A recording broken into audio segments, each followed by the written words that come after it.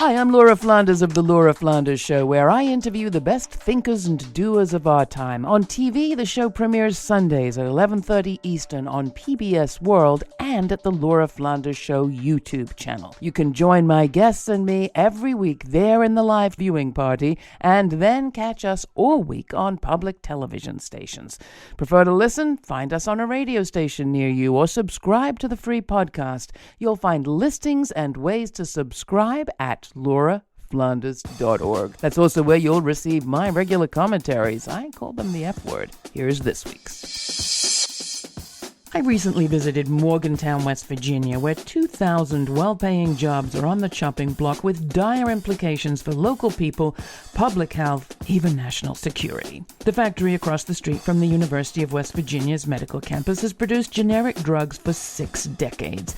Everything from penicillin to the thyroid meds, which I, like millions of other Americans, take every day. If it's personal for me, it's even more so for Carla Schultz.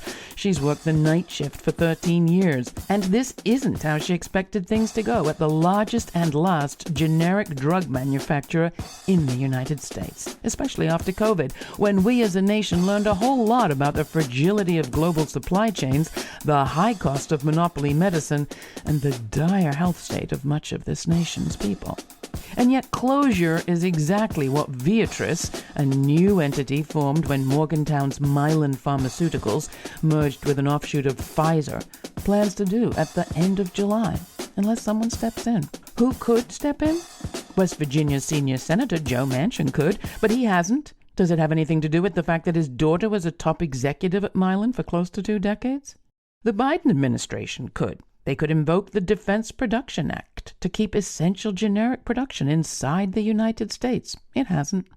Biden's silence mystifies everyone I met in Morgantown, from worker Carla to city council member Ixia Vega, who fears upwards of a $200 million loss to the local economy, to Joe Guz, the president of the U.S. Steelworkers Local that represents over 800 of the workers. If Democrats want West Virginia votes, he says, silence is a strange way of getting them. Viatris could, of course, do something else entirely. Sell the plant to the state or the city or its employees. Dana Brown of the Next Systems Project believes that saving the Morgantown plant and its generic drug manufacturing capacity is a vital public interest. But where's the media? We were there alone.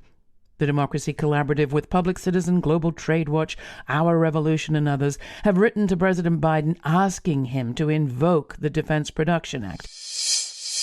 You can find out more about that and see our exclusive report on Morgantown coming up on The Laura Flanders Show. Go to lauraflanders.org to see the latest or check out your local public television and radio listings. For The Laura Flanders Show, with a big question for President Biden, I'm Laura. Thanks for listening.